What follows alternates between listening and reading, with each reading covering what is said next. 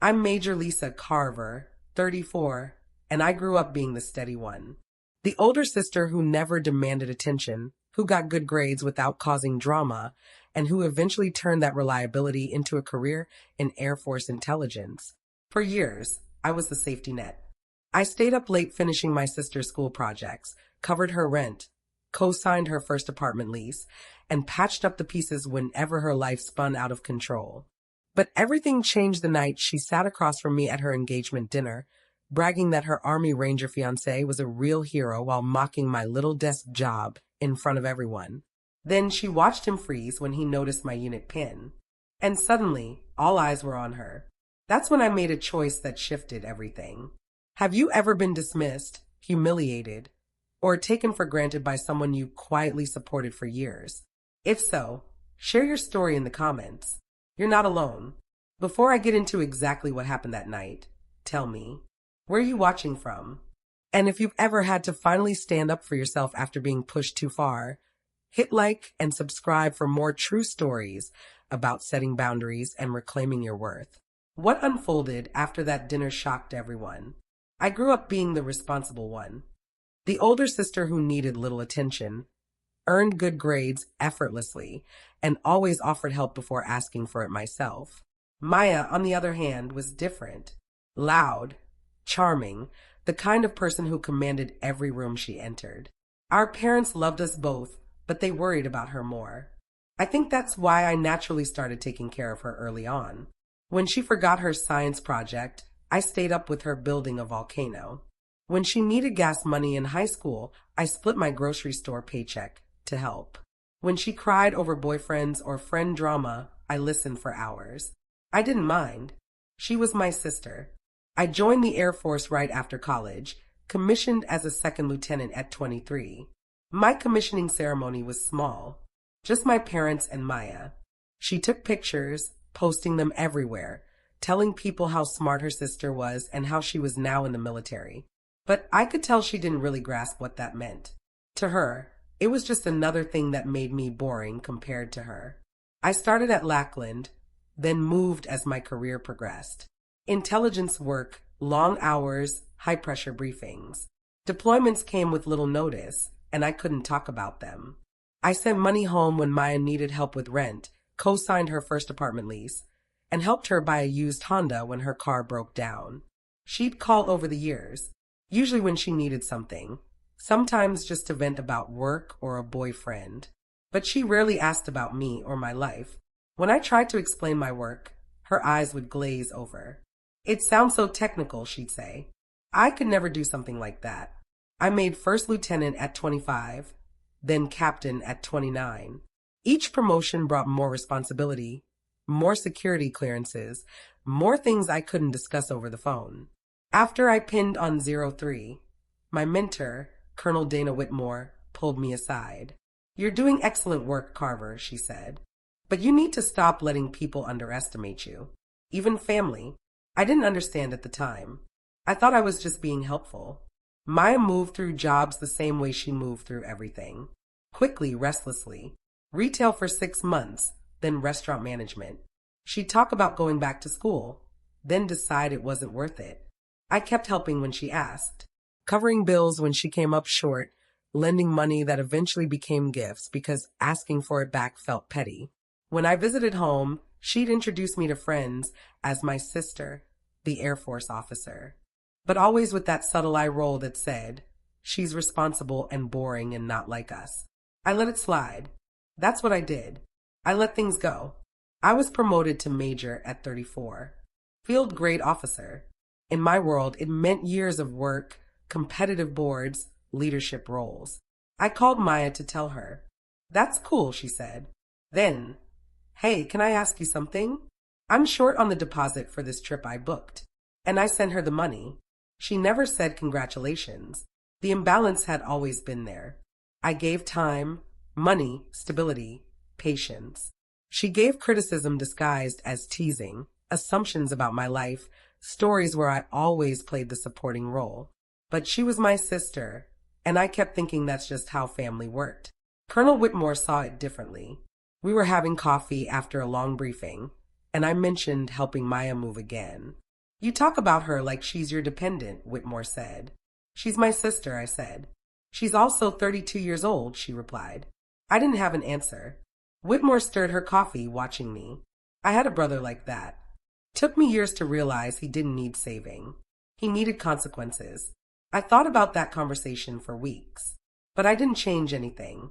Not yet. Maya started dating Eric while I was deployed to Qatar. She sent me pictures of him in uniform, flexing at the gym, standing in front of a Ranger Battalion sign. Her messages were full of exclamation points. He's a real hero. Special operations. Not like desk work. Actual combat. I didn't take the bait. I was happy she was happy. When I returned, she talked about him constantly. How grueling his training was, how dangerous his missions were, how he understood things regular people couldn't. He became her measuring stick, especially for me. Eric says people who work in offices don't really get military culture, she mentioned once, casually, like it was an observation. I'm sure he works very hard, I said. He does real missions, real danger, she said. I let it slide. I was used to her need to feel superior by proximity. If being engaged to a ranger made her feel important, fine. It didn't cost me anything. Eric himself was polite enough. The first time we met. Brief visit, handshakes, small talk. He called me ma'am, that automatic enlisted to officer respect. I could tell he assumed I was admin, something safe and bureaucratic. Maya didn't correct him. I didn't bother. As their relationship continued, she grew louder about the distinction. At family dinners, she steered conversation toward Eric's deployments, training rotations, his real service. Then the little smirk at me. Lisa's important too. Just different. Mom tried to smooth it over. Both of you serve. That's what matters. But Maya had found her hierarchy and she was on top. When I was selected for a competitive intelligence role and preparing for 05 boards, Maya didn't acknowledge it. She was too busy planning her engagement party. I bought her an expensive gift, a set of crystals she'd been eyeing, and quietly covered part of a vendor deposit when she came up short. You're such a lifesaver, she said. An hour later, Eric added, officers like you never see real action. But I'm sure you do important stuff, too. Something shifted in me then. Not anger, just clarity. I noticed the pattern. She only called when she needed something. Every conversation circled back to her or Eric. My career and my life were background noise. I mentioned it to Whitmore during one of our check-ins. She's always been like this, I said. I don't know why it bothers me now. Because you finally have enough distance to see it, she said, and because you've outgrown the role she needs you to play. I didn't argue. Eric proposed on a beach. Maya posted 50 pictures. I sent a congratulatory text and a generous check. 3 days later, she called, breathless and excited. We're having an engagement dinner next month. You have to come. I want you to really meet Eric. See what a real operator is like. The way she said real made my jaw tighten. I'll be there, I said. Great. Oh, and Lisa, try not to make it about your job or whatever. This is Eric's night. Well, our night, you know what I mean. I knew exactly what she meant. I didn't realize until later that she'd been trashing me to him for months, building herself up by tearing me down, painting me as the boring, overrated sister who thought she was important but really just pushed papers. I should have seen the dinner coming, but I didn't. I really didn't. The dinner was scheduled for 1800 hours at a steakhouse Maya had been talking about for weeks. I came straight from a planning meeting at Randolph, still in service dress. It wasn't ceremonial. I just hadn't had time to change. The moment I walked in, Maya's face pinched. Did you really have to wear that? I didn't have time to go home. Of course you didn't.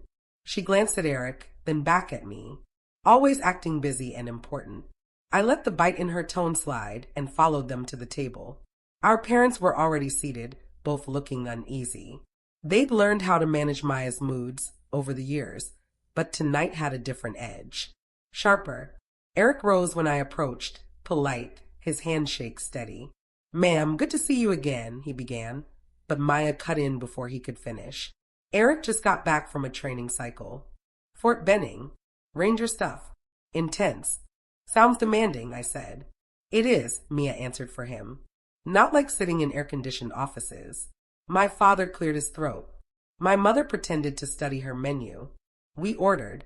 Maya steered the entire conversation, bouncing between wedding plans and Eric's achievements. She narrated everything with that familiar performance energy, like she was hosting a show about her own life. Eric mostly nodded along, occasionally fixing small details she exaggerated or remembered wrong. Then she looked at me. So, Lisa, still doing the Intel thing? Still doing it. She basically does HR with acronyms, Maya said to Eric, laughing. Important-ish, but not, she waved her hand vaguely. Boots on the ground. I took a slow drink of water. Something like that. Eric gave me a polite smile. One of those smiles that signals someone isn't planning to continue the conversation. His gaze drifted past me, ready to move on. Then his eyes froze on something on my lapel. His expression shifted instantly. The polite look vanished. His eyes locked onto the unit pin I'd worn all day without thinking twice about it. Small, subtle, easy to overlook. But not by him. He went completely still. Where did you get that? His voice was different. Low, precise. I glanced down. I earned it. The color drained from his face. He pushed his chair back slightly, staring like he was seeing me for the first time. Maya gave a confused laugh. What? It's just a pin. Eric, what? Lisa, he cut her off, his voice tight. Stop talking. She blinked. Excuse me. He didn't look at her. His eyes stayed locked on the pin, something close to fear flickering there. He rose slowly, unsure, almost careful. Do you know who she is? He asked Maya, his voice strained. She's my sister, Maya snapped, her cheeks flushing. I know exactly who she is. No, Eric shook his head. You don't. The table went dead silent. My mother's fork covered midair. My father's grip tightened around his glass. Maya's voice shot up defensively. Eric, what are you even talking about? She's Air Force intel. She's not. She's not what? Eric's tone sharpened, edged with frustration. You've been telling me she pushes papers, that she doesn't do anything real. She doesn't. Maya's face reddened. She sits at a desk. Eric finally looked at her, and the disbelief on his face bordered on disappointment. You have no idea what you're talking about. He turned back to me, posture shifting. Straighter, formal, respectful in a distinctly military way. Ma'am, I apologize. I didn't realize. He stopped, swallowed. I didn't know. It's fine, Eric, I said evenly. It's not fine. He faced Maya again, voice low. Do you know what that pin means? Maya glanced between us, her confidence cracking. It's not just anything. He stepped back from the table. I've seen that pin twice. Once on a briefing officer before a classified operation, and once on a JSSC liaison I wasn't allowed to ask questions about. He looked at me again. I shouldn't even be seeing it here. My mother's hand covered her mouth. Maya stared at me, her expression twisting into something bitter. You're doing this on purpose, she snapped. I'm not doing anything. You are. Her voice wavered. You're trying to ruin my night. You can't stand that Eric is someone important, so you have to. What? Pull rank? At my engagement dinner, I stayed seated, steady. I didn't say anything, Maya. You didn't have to. She shot to her feet, trembling. You wore that uniform. You wore that stupid pin. You wanted this. That's not true. Yes, it is. She turned to Eric, panicked. Tell her she's blowing this out of proportion. But Eric wasn't looking at her anymore. His eyes stayed on me, jaw set, hands clenched at his sides. I can't marry someone who disrespects a service member like this, he said quietly. Maya's face drained of color. What? You've been lying to me. About her. About what she does. I didn't lie. You did. His voice was flat now. And I'm done. He grabbed his jacket and walked out. The restaurant felt hollow. Too quiet. My parents sat frozen. Maya stood trembling, humiliation and rage twisting her features. Then she turned on me. This is your fault. I rose slowly, picking up my purse. I'm going to go. Of course you are. You got what you wanted. I met her eyes. I didn't want any of this. Liar. I walked past her. My father reached out like he was going to stop me, but I shook my head. I didn't trust my voice not to break. Outside, the air was cool. I sat in my car for a long time, hands on the steering wheel, breathing steady, trying to settle the weight on my chest. My phone buzzed. A text from Maya. I hope you're happy. I deleted it. Another. You've always been jealous of me. I powered the phone off. I drove home in silence, the heaviness of the night sinking over me like fog. I didn't feel triumphant. I didn't feel justified. I just felt exhausted. Maya called the next morning at 0600. I let it ring. She called again at 07, then 08. By 0900, I had 12 missed calls. I played the first voicemail. You need to fix this. Call me back. The second was harsher. I can't believe you. After everything I've done for you. The third message was barely understandable. Eric still wouldn't pick up when I called. This is on you. You set this whole thing in motion. You orchestrated it. I deleted every one of them. Then I went to work, sat through the morning briefings, combed through intel summaries, stayed late to wrap up a threat assessment. I kept my phone on silent the entire day. When I got home, there were 17 more missed calls waiting. Text covered my screen. You owe me. Family doesn't do this. You're ruining my life. I sat on my couch and just stared at them. Part of me wanted to answer, wanted to explain, to make her see. But the louder part, the one that had been growing stronger for months, already knew the truth. None of it would make a difference. She didn't want clarity. She wanted me to fix everything. She wanted Eric back. She wanted the version of our world where she was exceptional and I stayed small. I considered calling Colonel Whitmore, but I didn't need her guidance anymore. I already knew my next step. I opened a new text to Maya. I'm not engaging with this. When you're ready to talk calmly, I'll be here. But I'm not going to be your target. I hit send. Then I muted her number. 2 days later, my mom called. Honey, Maya's having a really hard time. I know. She's telling people you embarrassed her on purpose. I closed my eyes. I didn't, Mom. I believe you. But she's giving the family another version. She's saying you wore your uniform to intimidate Eric. That you chased him off. That's not what happened. I know. Your father and I were right there. But you know how she is. I did know. Maya had always had a talent for rewriting the past, shaping herself into the victim. What do you want me to do? I asked. My mother exhaled. I don't know. I just hate seeing you two like this. I hate it too. But I can't keep rescuing her from herself. There was a long pause. You're right, my mom said softly. You're absolutely right. We hung up. The next week, the extended family started calling. Aunts, uncles, cousins.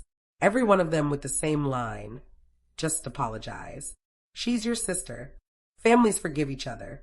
I gave the same response every time. I didn't do anything wrong. Some argued. Some fell quiet. A few surprised me by saying they understood. My uncle, who served in the Navy, called separately. I heard what happened, he said. Your sister's telling people you pulled rank. I didn't. I know. I know that pin. Or at least enough to know it isn't something you show off. I didn't say anything. You did the right thing, he said. Setting boundaries. It's tough, but it's right. It doesn't feel right. It never does. But it's necessary. After we hung up, I sat alone in my apartment, letting the quiet settle. I thought about all the years I'd covered for Maya. The money, the time, the emotional weight. How I convinced myself it was love. Maybe it was, but it was also enabling. I remembered something Colonel Whitmore said during a leadership course. You can't shield people from the consequences of their choices. All you can do is make your boundaries clear. I nodded back then, assuming she meant subordinates. She'd meant everyone. A week later, Eric messaged me on LinkedIn. I wanted to apologize again for the dinner. I didn't know who you were at the time, and I should have handled things better. Maya and I called off the engagement. I take full responsibility for not asking the right questions sooner. Thank you for your service. I read it 3 times before replying. No apology needed. Wishing you the best. He didn't write back. I didn't expect him to. Somehow Maya found out. Maybe she still had access to his accounts. That night, she sent a voicemail. So now you're talking to my ex-fiancé behind my back. You seriously can't help yourself, can you? I ignored it. 2 days later, she showed up at my apartment. I saw her car in the lot when I got home. She sat on the steps, arms folded, eyes red. I almost turned around, almost drove somewhere else. But I didn't. I walked toward her.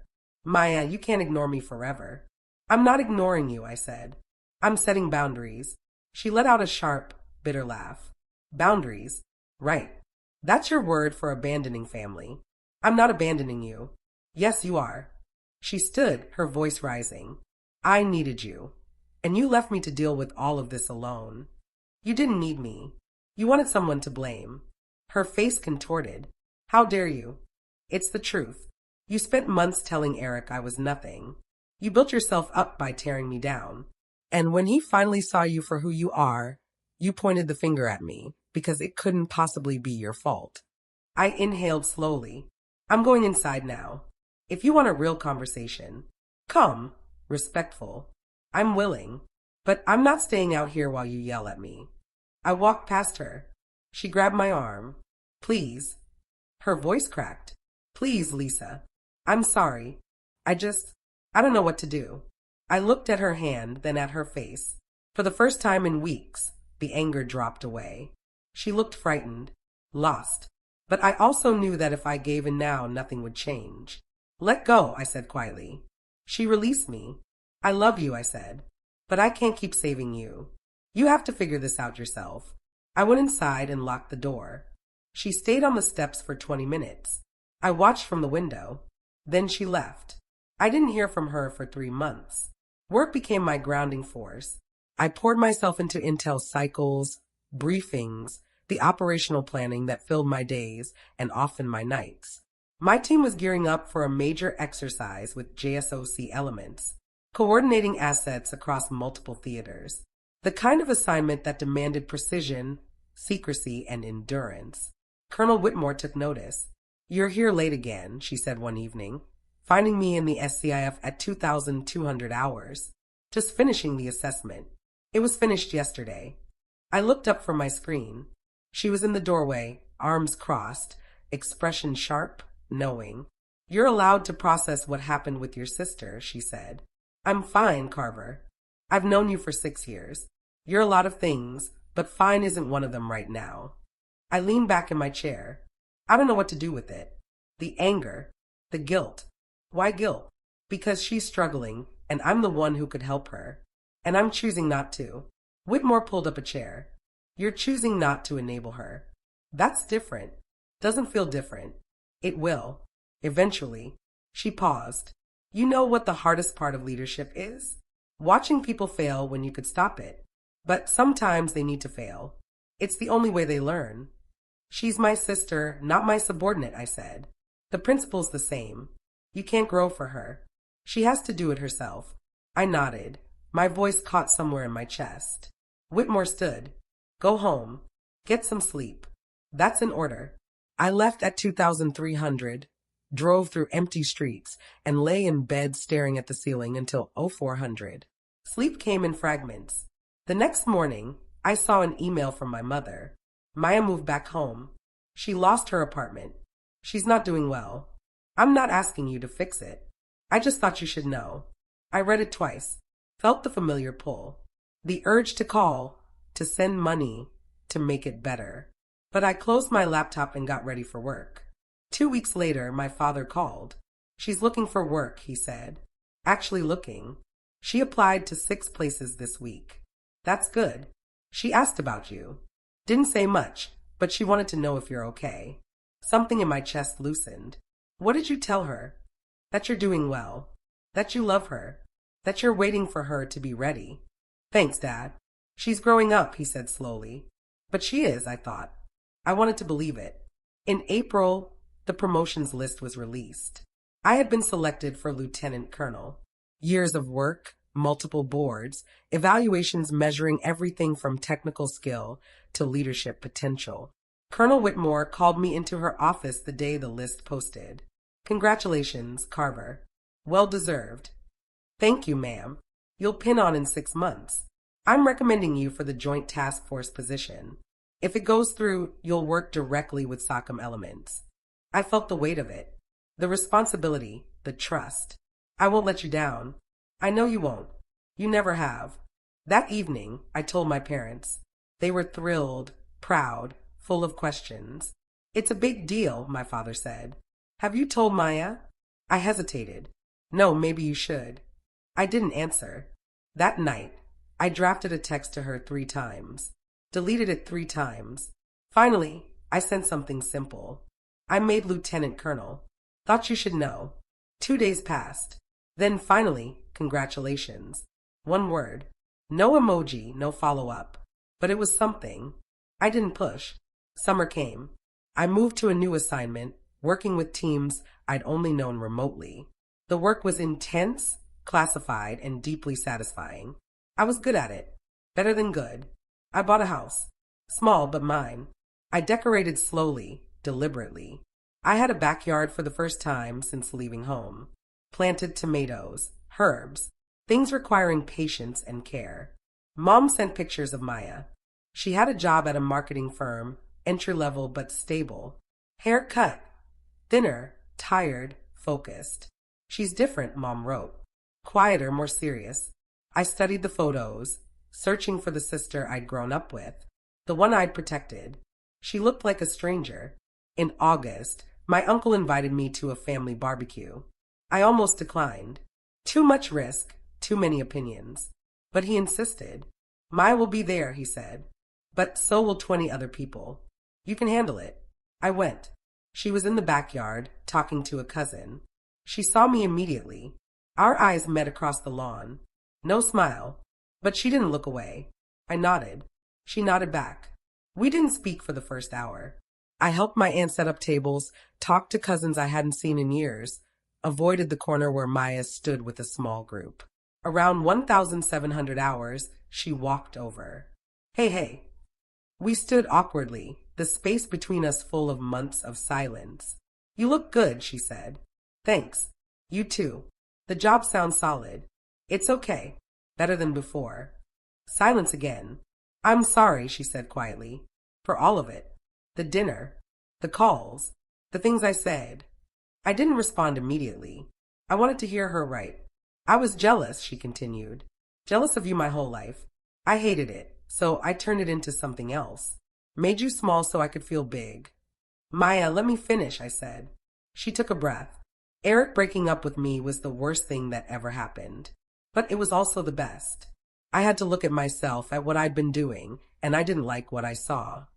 Something cracked in my chest. Not breaking. Opening. I'm not asking for forgiveness yet. I know I have to earn it. But I wanted you to know that I see it now. What I did, what you did for me all those years. I see it. I never wanted you to fail. I know. But I needed to. I really did. We stood as the sun sank lower, casting long shadows across the grass. Family laughed, talked, ate.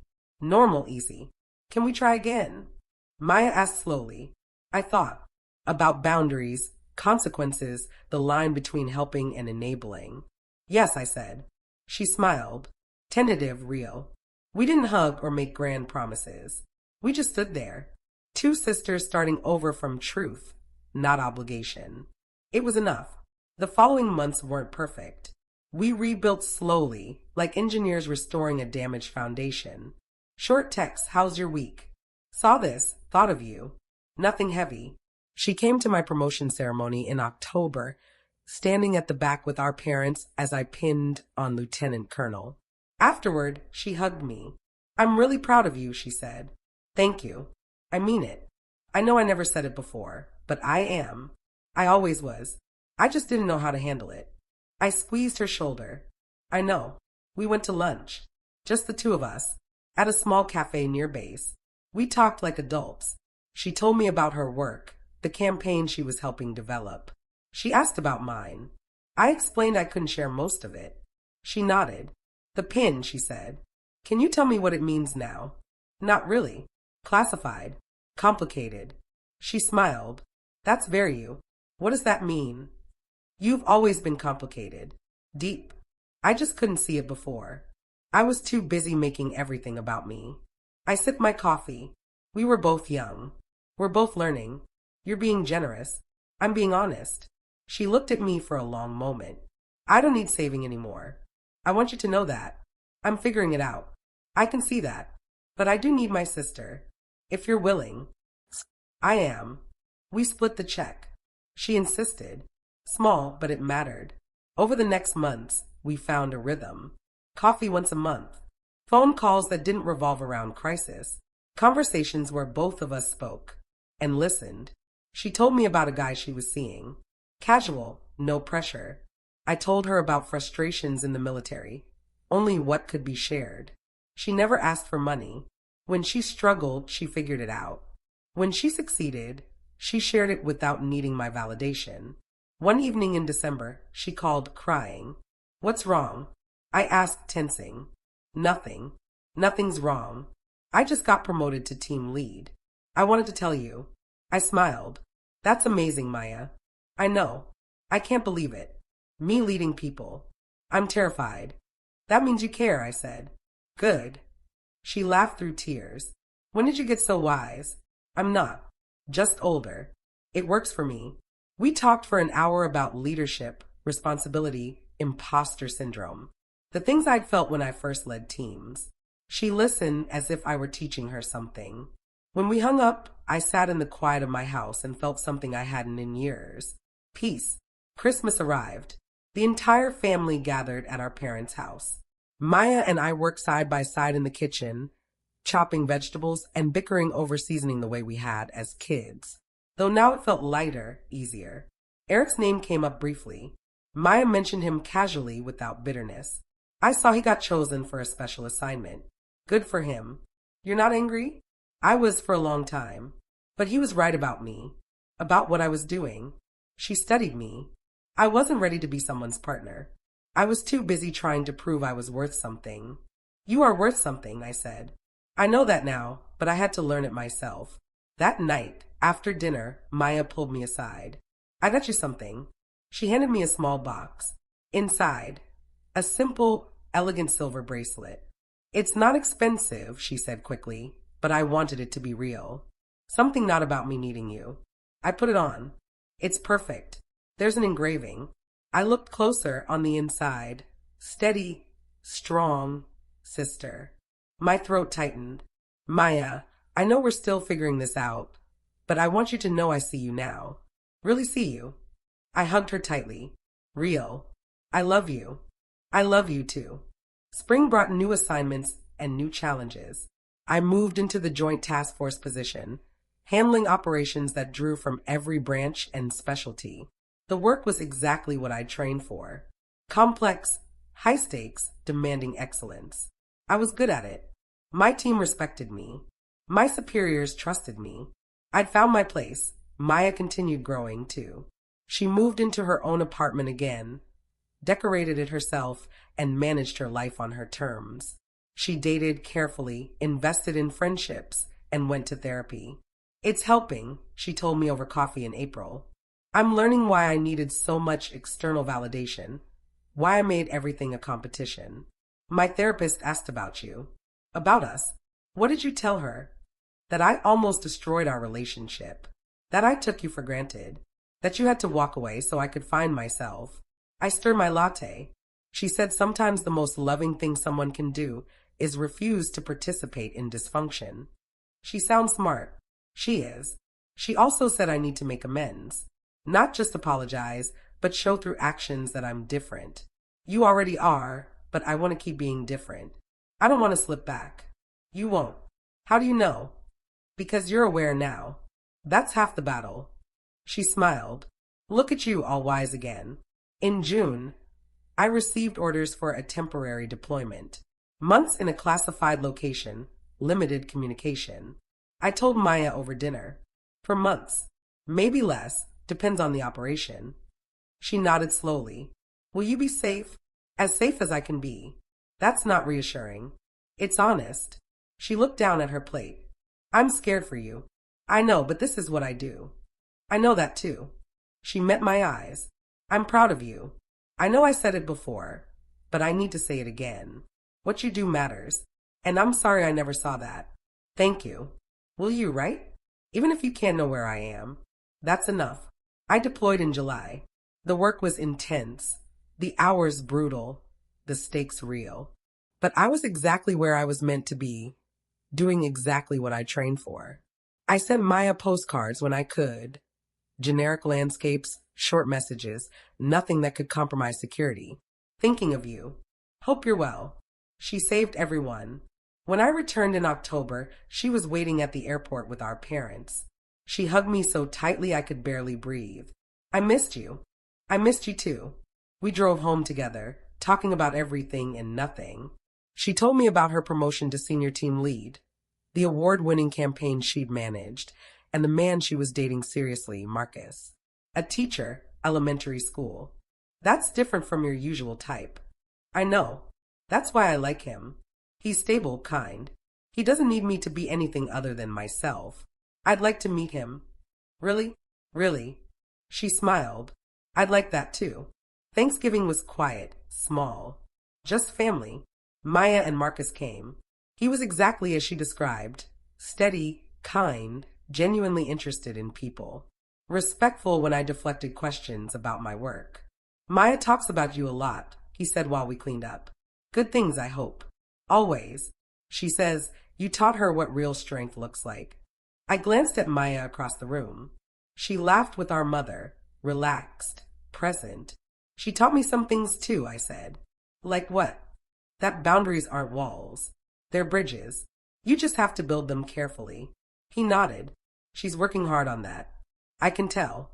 That night, as everyone left, Maya pulled me aside again. Thank you for giving me another chance. You earned it. I'm going to keep earning it every day. I know you will. She hugged me. I love you, Lisa. I love you too. Time moved forward.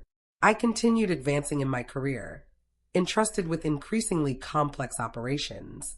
Maya built her success on her own terms, without comparing herself to anyone. We found our balance, sisters, but also individuals connected without codependence. One evening in January, almost 2 years after the dinner that changed everything, Maya called. I'm getting married to Marcus. He proposed last night. Small ceremony, just family. I want you to be my maid of honor if you're willing. Emotion rose in my throat. I'd be honored. I mean it. Not because you're supposed to, but because I want you there. You're my sister, my friend. I can't imagine doing this without you. Then I'll be there. The wedding was in May, small and intimate in our parents' backyard. Maya wore a simple dress. Marcus cried during his vows. I stood beside my sister and watched her marry someone who truly saw her and loved her. During the reception, she found me by the dessert table. Thank you for being here. Where else would I be? I don't know. A few years ago, you wouldn't have been, because I didn't deserve it. But let me finish. I destroyed our relationship. I was selfish, cruel, blind. You had every right to walk away completely, but you didn't. You set boundaries and waited, and I'm so grateful. I'm your sister.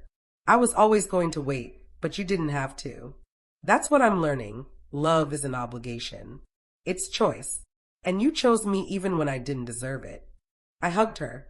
You're my sister. That's never going to change. I know, but the way we're sisters now is better. Healthier. It is. She pulled back, smiling through tears. Okay, enough crying. This is supposed to be happy. It is. And it was. I looked around at the gathering. Our parents laughing with Marcus' family. Cousins I'd reconnected with. The life Maya had built through her strength and determination. I thought about the woman I had been at that dinner 2 years ago. Still giving, still rescuing, still believing love meant making myself smaller, so others could feel bigger. I thought about the pin Eric had recognized, the work I did that most people would never know about, the responsibility I had carried quietly without fanfare. Colonel Whitmore's words echoed in my mind. Some people need to believe you're smaller so they can feel bigger. But I wasn't small. I never had been. And Maya didn't need me to be anymore. The sun sank slowly over the backyard, bathing everything in golden light. Maya twirled with Marcus, laughing, radiant. Our mother dabbed at tears. Our father raised a toast. I lingered at the edge, observing. Present, yet at peace. My phone buzzed. A message from Colonel Whitmore. Heard your sister got married. Congratulations. How are you doing? I typed back, good. Really good. Because I truly was. Justice doesn't always roar. Sometimes it quietly enters a dinner party, wearing a simple unit pin, and lets truth speak for itself. Sometimes it is setting boundaries and waiting. Sometimes it's two sisters beginning again from honesty rather than obligation. Sometimes it's forgiveness earned, not freely given. Sometimes it's a woman realizing her worth was never measured by how much she gave, but by the steadiness she maintained while others found themselves. I finished my champagne and joined the celebration, not as the rescuer, the protector, or the one who fixed everything, just as Justice Lisa, Major Lisa Carver, soon to be Lieutenant Colonel, sister, officer, friend. Enough. More than enough. Exactly who I was always meant to be. 15 years change everything. And nothing. I'm 49 now, a full colonel with 26 years of service. The rank I once thought unreachable, reserved for officers who seem to exist in another universe. Yet here I am, the eagles on my shoulders feeling as if they've always belonged. My Pentagon office overlooks the Pichiway Sea. Not a corner office. That's for generals, but earned respectable. The walls display commendations, unit photos, and a single framed image of my promotion to lieutenant colonel. Maya is in the background, barely visible, but I know she's there. I sip coffee at 6:30 when my assistant knocks. Ma'am, your 7 o'clock is here early. Send them in. Captain Jason Mitchell steps in, crisp in service dress, holding a folder thick with briefing materials. He's tense, evident in his posture, the slight shake of his hands. This is his first solo brief to a senior officer. Relax, Captain, I say. I don't bite before 8 o'clock. He smiles, some tension easing. We spend the next hour reviewing intelligence assessments, threat matrices, coordination requirements with SACOM elements. He's thorough, prepared, asks insightful questions, reminds me of myself at that rank. When we finish, I close the folder. Good work. You're ready for the larger brief. Thank you, Colonel. How long have you been in? 6 years, ma'am. Came in through ROC. Family, wife, daughter. 3 years old. I nod. It gets harder before it gets easier. The balance is possible. Did you have to choose, ma'am? Between career and family? Bold, but respectful. I chose the career, I reply honestly. Not because family didn't matter, but because this was my calling. Everyone's path is different. He nods, absorbing it. Dismissed, Captain. He leaves, and I turn to my computer. Emails from 3 agencies. A request for input on a joint task planning board. A meeting invite from the deputy director. The work never stops. I've learned to love that. How's work? Anything you can actually tell me? Busy. Coordinating with multiple agencies on a long-term strategic initiative. That's all I can say. Sounds important. She sips her water. Do you ever think about retiring? Sometimes. For years to hit 30. After that, maybe. But you won't. Probably not. Not yet. Because you love it. Because you're good at it. Because it still matters. She nods. I feel the same about my work. Took years, but I finally found something I care about. I'm proud of you. Proud of you too. She pauses. Actually, that's part of why I wanted to see you. I'm giving a keynote tomorrow about leadership and overcoming challenges. I want to talk about you, about us, if you're okay. I set down my fork. About us? Yes. About how I almost ruined our relationship because I couldn't handle your success. About how your boundaries saved both of us. About what real strength looks like. Maya, I won't use your name if you don't want. I won't mention specifics of your work. But I want to tell the story because it matters, because others need to hear it. I'm fine with you using my name, I say. Just keep the work details vague. Really? Really? If it helps someone else, it's worth it. She reaches across the table and squeezes my hand. Thank you. We finish lunch chatting about lighter topics. Her kids' upcoming summer camp, Marcus's new role as principal, our parents' plan to downsize. Ordinary family things. The kind of conversations we never managed 15 years ago, when everything between us was tense and uneven. As we head out, Maya stops me on the sidewalk. I want you to know something. You saved my life. I didn't. You did. and not by stepping in, by refusing to, by making me face myself. I think about that dinner constantly. How embarrassed I was, how furious, and how much I needed it. You did the difficult part. I only stepped aside. You did more than step aside, I tell her. You respected a boundary when everyone else insisted I drop it. That's not easy. No, it wasn't. And I'm sorry it took me this long to see it. You see it now. That's what matters. We hug once more before she gets into her rental car. I watch her drive off, feeling closeness without the weight of obligation. That evening, I'm back in my townhouse in Arlington, reviewing briefing materials when my phone rings. Colonel Dana Whitmore. Retired for 5 years now, though we still catch up every month.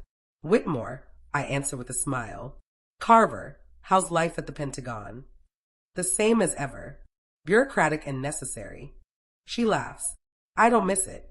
Well, sometimes I do. Mostly I miss the people. How's retirement? Busy. Consulting for a defense contractor, teaching a graduate course on intelligence strategy. Somehow I'm busier now than when I wore the uniform. That sounds right.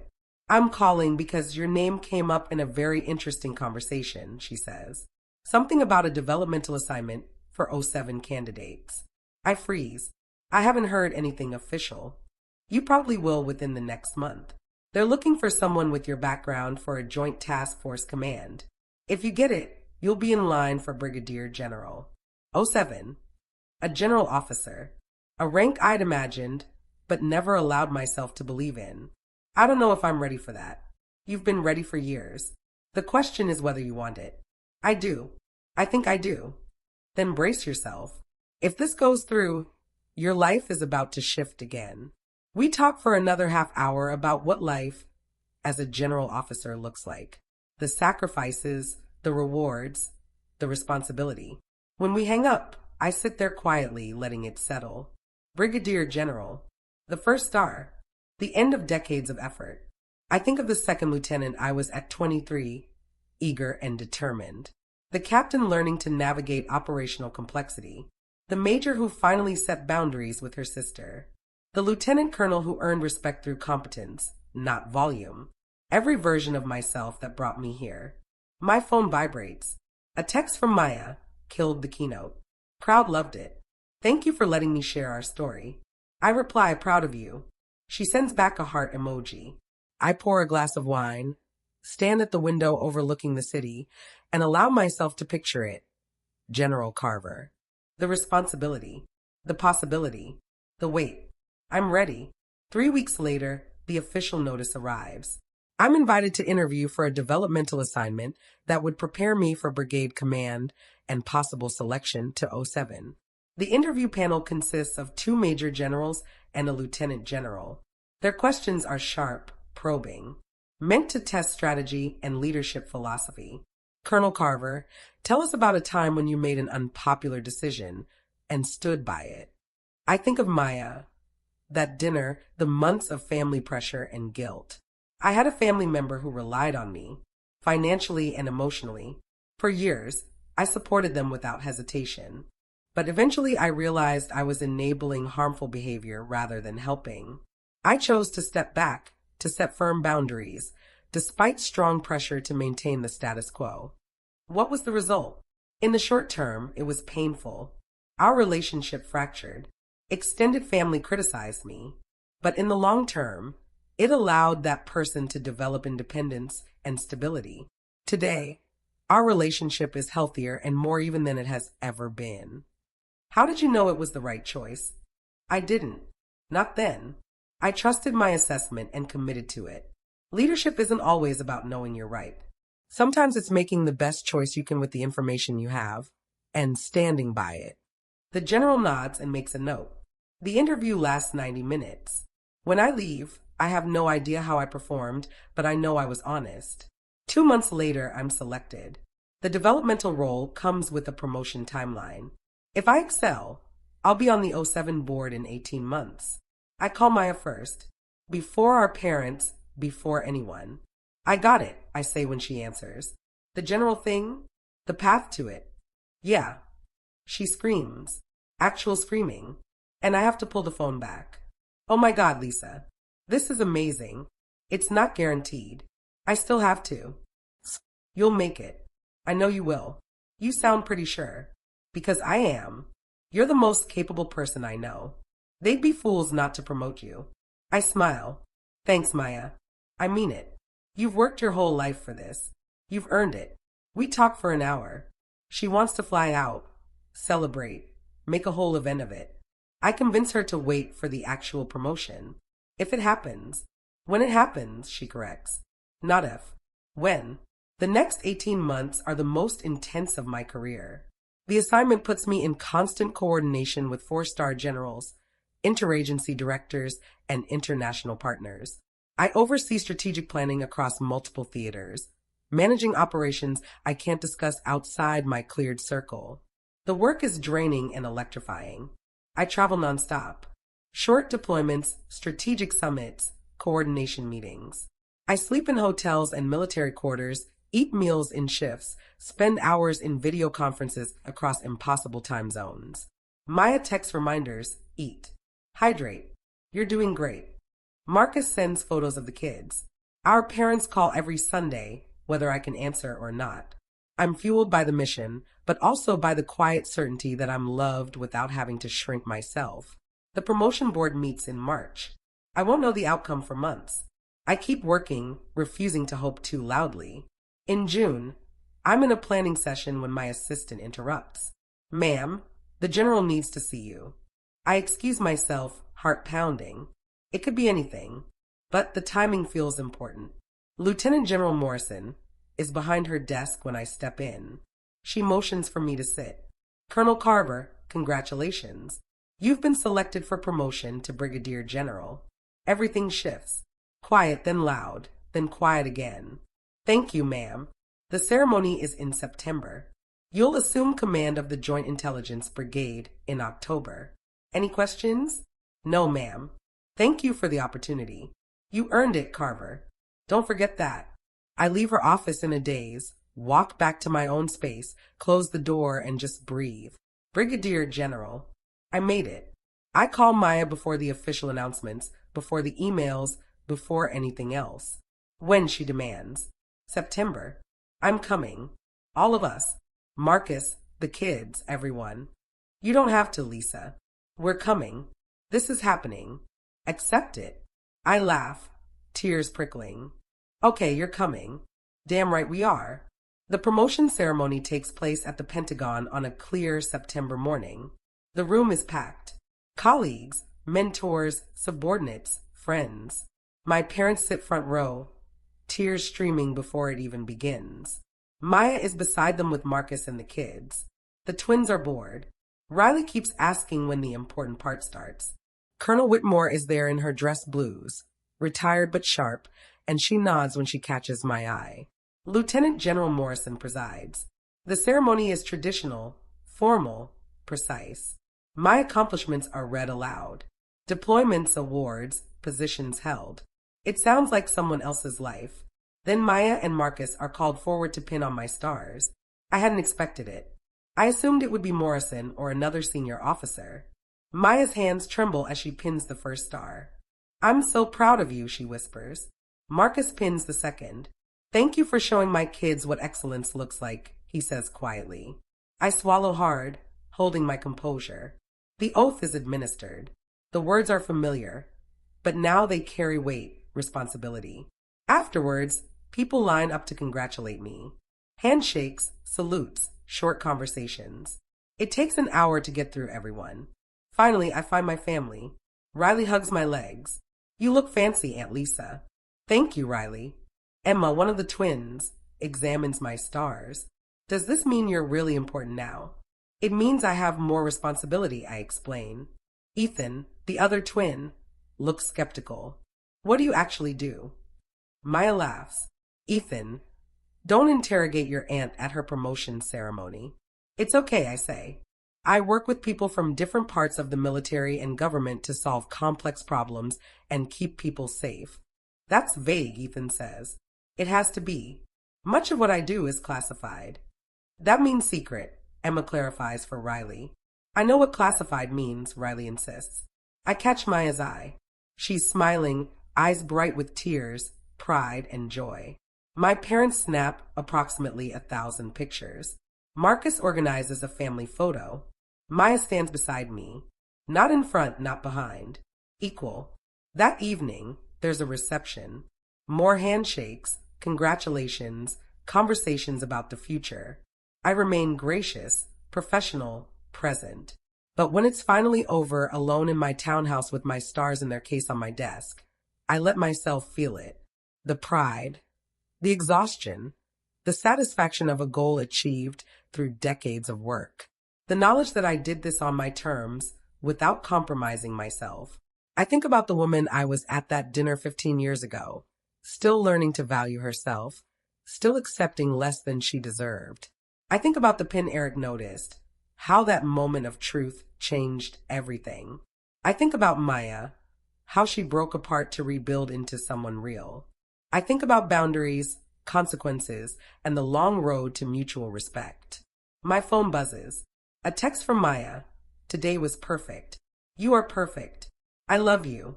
I type back, love you too. Thank you for being there always. I set my phone down, gaze at the stars again. Silver, gleaming, earned. Tomorrow, I'll begin commanding a brigade. I'll make decisions affecting hundreds, coordinate operations across continents, carry the weight of a rank I've worked decades to earn. But tonight, I am simply Lisa. Daughter, sister, aunt, friend, general. Every version of me. Every hard choice. Every boundary. Every consequence. Worth it. Every single piece. I pour a glass of wine, stand at my window one last time, and toast the city below. To the journey, to the work, to relationships built on truth instead of need. To the woman who walked into a dinner party wearing a simple pin and let the chips fall. To the woman who learned that sometimes the most powerful act is refusing to make herself smaller. To the woman who became a general, not despite hard choices, but because of them. To me, fully, finally, to me. The retirement ceremony is smaller than the promotion ones. I requested it. 34 years of service deserves dignity, not spectacle. I'm 63 now. Major General, retired as of today. 2 stars I never imagined as a second lieutenant filing paperwork at Lackland. The chapel at Joint Base Andrews holds maybe 100 people. Colleagues, former subordinates, a few officers I chose who are still serving. General Marcus Chin, with whom I worked on 3 continents, flew in from Stuttgart to speak.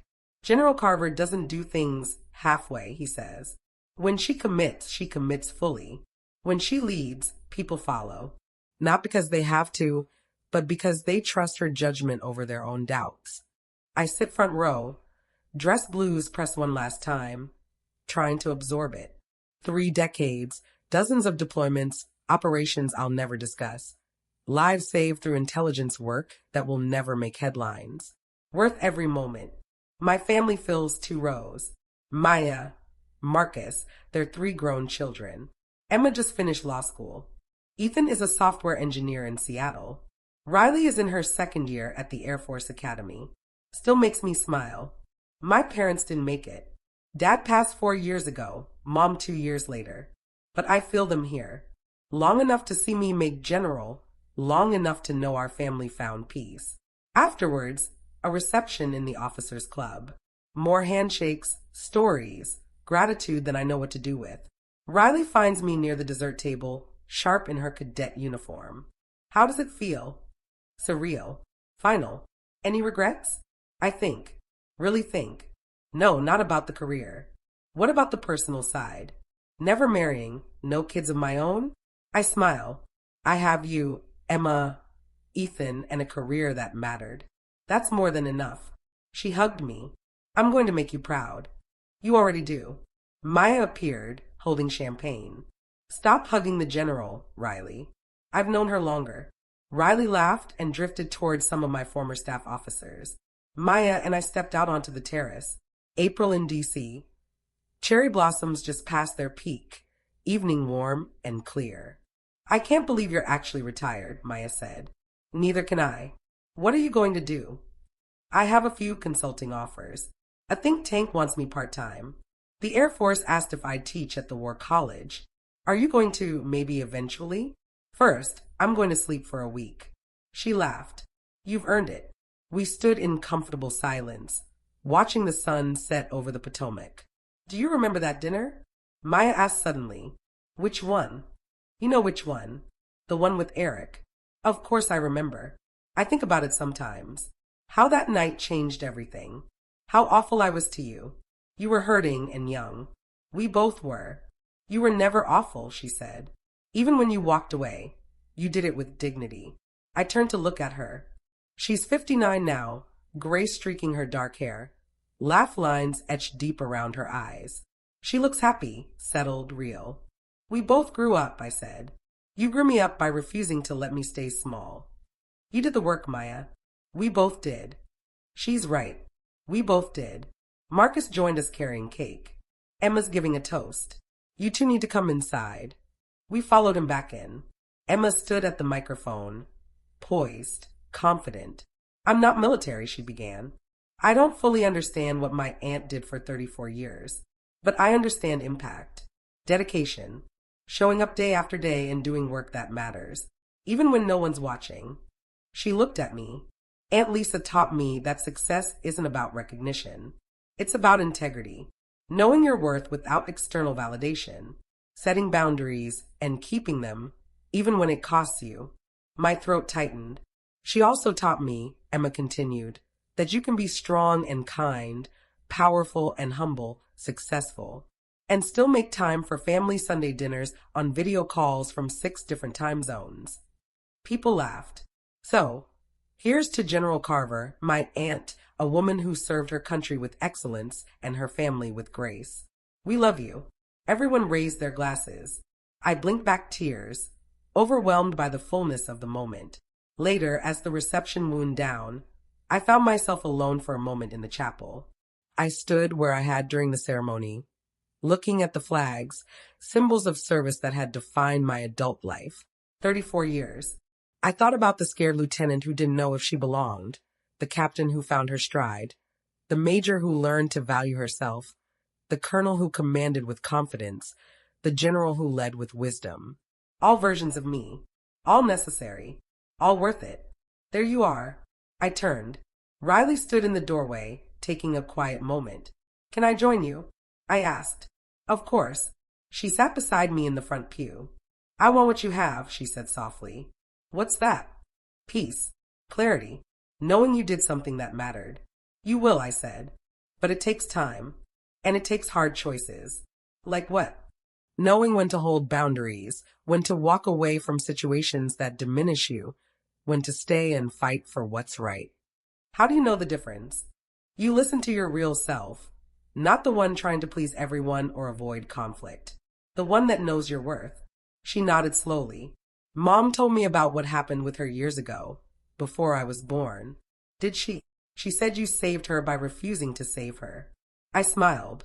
Sounds like something she'd say. We saved each other, just in different ways.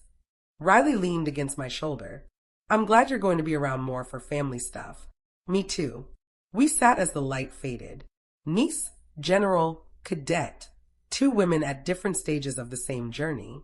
Eventually, we rejoined the family. Mom coordinated dinner plans. Marcus wrangled people into cars. The kids argued over which restaurant to choose. Normal, chaotic, perfect. We ended up at an Italian place in Georgetown. The same one Maya and I used to meet at years ago. We filled a long table, 3 generations, loud, laughing, alive. Maya beside me, Marcus on her other side. Across from us, the kids debated politics, technology, everything in between. My brother-in-law caught my eye and smiled. You did good, General. We all did, I said. After dinner, Maya walked me to my car. What happens now? She asked. Now I figure out who I am without the uniform. You're Lisa. You've always been Lisa. I know, but it's been a long time since Lisa wasn't also lieutenant, captain, major, colonel, general. She's still in there, probably glad to have space to breathe. I hugged my sister. Thank you for being here. For all of it. Where else would I be? I drove home through quiet streets, still in my dress blues. 2 stars on my shoulders for the last time. Tomorrow, I'd pack my Pentagon office, sort through 3 decades of memories, files, commendations. I'd turn in my badge and walk out as a civilian for the first time since I was 23. But tonight, I was still General Carver, and at peace with my choices, my life, my relationships, my boundaries, and the work I'd done. The pin that started everything, the one Eric recognized 30 years ago, sat in a shadow box in my study, a reminder of the moment truth interrupted comfortable fiction. I looked at it and remembered the woman I was, the woman I became, and the journey between. Every hard conversation, every boundary held, every sacrifice. It was worth it. I changed out of my uniform slowly, folding it carefully one last time. Tomorrow begins a new chapter. Consultant, teacher, aunt, sister, daughter to parents who live only in memory. That's my story. And if you've ever had to redraw lines with someone you love, you know it's never simple, never clean, but always necessary.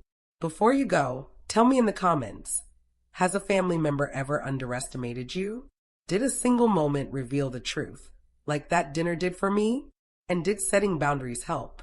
Or push them further away? I want to hear your experiences. If this story resonated, like, subscribe, and share it with someone who needs to hear that claiming your worth isn't selfish.